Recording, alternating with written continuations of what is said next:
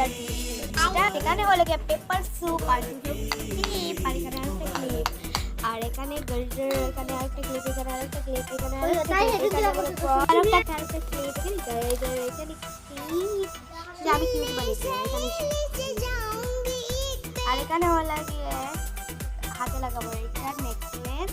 আর এটা চশমা সানগ্লাস তো এখানে আরেকটা আর এটা সেগুলো তো আপনারা দেখে নিয়েছেন অলরেডি আর আমার বোনু আশিকো বেবি